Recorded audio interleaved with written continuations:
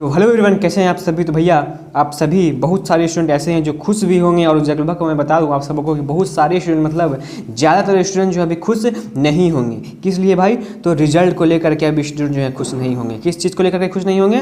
तो रिजल्ट को लेकर के, क्योंकि आपका सेमेस्टर का रिजल्ट आ चुका है और रिजल्ट इस बार जो कैसे आया है वो मुझे कहने की ज़रूरत नहीं है कि रिजल्ट कैसा आया, अच्छा आया कि ख़राब आया है ना।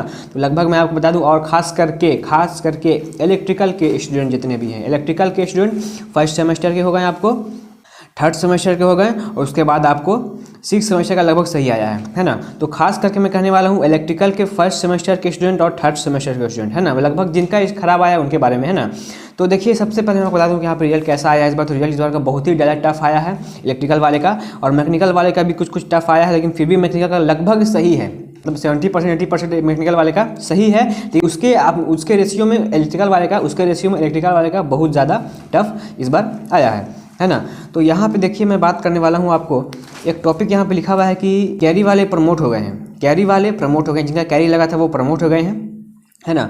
और उसके बाद यहाँ पर सेकंड टॉपिक आपका क्या है कि रिजल्ट से रिलेटेड सारी जानकारी आपको यहाँ पर मिलने वाली है। तो देखिए, सबसे पहले मैं आपको बता दूँ कि रिजल्ट आपका पब्लिश हो चुका है, लगभग आपको आज के एक दिन पहले आपका रिजल्ट जो पब्लिश हो चुका है। सभी को अपने रिजल्ट भी सही तरीके से देख लिए होंगे, बट बहुत सारे बच्चे का कन्फ्यूज हो रहा था। यहाँ पे आपको मैं प्रॉब्लम को सॉल्व करने वाला हूँ जो आपको दिक्कत आ रही थी आपके रिजल्ट से रिलेटेड। देखिए, फर्स्ट दिक्कत बहुत सारे बच्चे का ये था कि कैरी वाले को प्रमोटर लिखा हुआ है इस बार है ना। देखिए, बहुत सारे बच्चे का आपको यहाँ पे कन्फ्यूजन है कि जैसे 2 में आपका कैरी लग गया, मतलब 2 में आपका मार्क जो 28 से कम है 2 सब्जेक्ट में, तो वहाँ पे क्या लिखा हुआ है कि प्रमोटेड लिखा हुआ है, और आपको कैरी जो पेपर में कैरी लगा हुआ है वो आपको लिखा हुआ है, यानी कि आपको प्रमोट कर दिया गया है। प्रमोटर मतलब क्या होता है? प्रमोटर मतलब होता है नेक्स्ट सेमेस्टर में आपको एंट्री है ना। प्रमोट मतलब आपको कि नेक्स्ट सेमेस्टर में आपको एंट्री मिल गई है। तो मतलब आपको कैरी तो है, मतलब नेक्स्ट सेमेस्टर में एंट्री तो आपको मिल गई है, बट आपका यहाँ पर जो है इसमें बैक लगा हुआ है, सॉरी यहाँ पे कैरी आपका लगा हुआ है, इसको आपको क्लियर करना है नेक्स्ट सेमेस्टर में, आपको इसको क्लियर करना है ना। यहाँ इसका मतलब ये हुआ कि नेक्स्ट सेमेस्टर में तो चल गए हैं, बट आपका कैरी जो है लगा हुआ वो आपको क्लियर करना है। और उसके बाद देखिए, बहुत सारा क्वेश्चन यहाँ पर ये आ रहा था कि फर्स्ट सेमेस्टर के स्टूडेंट जो थे, फर्स्ट सेमेस्टर के जो स्टूडेंट थे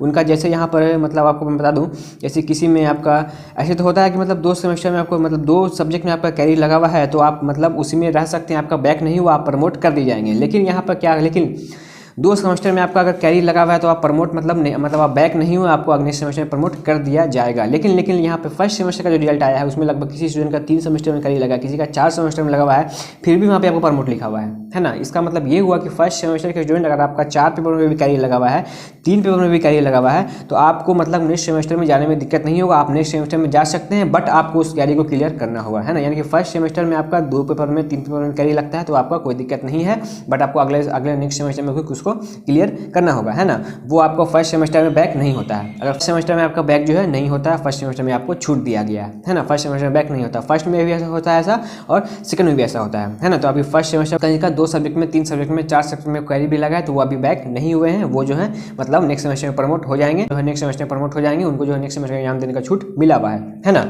अब देखिए, यहाँ पर नेक्स्ट क्वेश्चन ये आता है कि वे स्टूडेंट जिनका क्लियरली मतलब थर्ड सेमेस्टर में, फिफ्थ सेमेस्टर में जिनका क्लियरली मतलब बैक लग चुका है, मतलब 2 सब्जेक्ट से ज़्यादा में आपका जो है कैरी लगा है, तो आपको यहाँ पे लिखा होगा फेल लिखा होगा। 2 सब्जेक्ट ज़्यादा में आपका बैक लगा हुआ है, मतलब कैरी लगा हुआ है 2 सब्जेक्ट से ज़्यादा, तो वहाँ पे आपका फेल लिखा हुआ है ना। तो वहाँ पे भी देखिए, आपको घबराना नहीं है, अगर फेल लिखा हुआ तो आपको क्या करना है। देखिए, आपको वहाँ पे फेल इसलिए लिखा हुआ है क्योंकि आप बैक हो गए, मतलब आपका जो है एक सेमेस्टर बैक हो गया है ना।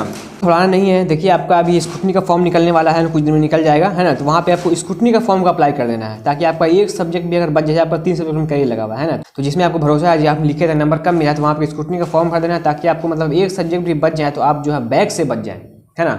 और देखिए, यहाँ पे एक क्वेश्चन निकल गया और सामने आता है कि वे स्टूडेंट जो थर्ड सेमेस्टर का एग्जाम दिए थे है ना, थर्ड सेमेस्टर का जो एग्जाम दिए थे उनका बैक लग गया है, तो क्या वो अब 1 साल प्रमोट होंगे या 1 सेमेस्टर मतलब सॉरी क्या वो 1 साल बैक होंगे या 1 सेमेस्टर बैक होंगे। यहाँ पे बहुत सारे बच्चे का क्वेश्चन आ रहा है कि जो अभी थर्ड सेमेस्टर का एग्जाम दिए थे, थर्ड सेमेस्टर का जो एग्जाम दिए थे, अगर उनका बैक लग गया है तो वो मतलब कब तक, मतलब बैक जो उनका हुआ है तो कब तक बैक हुआ, कब तक का बैक लगा, 1 सेमेस्टर का बैक लगा या 1 ईयर का बैक लगा। देखिए, वैसे तो होता क्या, हम लोग का सिस्टम लेट चल रहा है। अगर हम जो अभी थर्ड सेमेस्टर का एग्जाम दिया है ना, जो अभी थर्ड सेमेस्टर का एग्जाम दिया जिसका थर्ड में बैक लगा है, अगर वो बैक जाता भी है सेकंड में, सॉरी अगर वो फोर्थ में एंट्री कर चुका है, अगर वो बैक फिर से ही थर्ड सेमेस्टर में रह जाता है तो वो थर्ड सेमेस्टर का एग्जाम किसके साथ देगा, क्योंकि उनका जूनियर भी तो नहीं है, जूनियर भी जो एग्जाम देगा सेकंड का एग्जाम देगा, है ना, तो उनका भी एग्जाम देना, बाकी बैक वाले को एग्जाम देना है थर्ड सेमेस्टर में देना है। तो देखिए उसका क्या होगा कि जैसे आप लोग जैसे जूनियर एग्जाम देगा सेकंड का और बिना बैक वाला एग्जाम देगा फोर्थ का, उसी टाइम क्या होगा देखिए एसबीटी हो, जहाँ तक उम्मीद है, मुझे ऐसा उम्मीद है, जहाँ तक उम्मीद है उसी टाइम आपको जो है थर्ड सेमेस्टर का जो बैक वाला है उसका भी एसबीटी जो है कुछ नोटिस निकालेगी। ये नोटिस जो है आपको एक हफ्ते के अंदर में जो है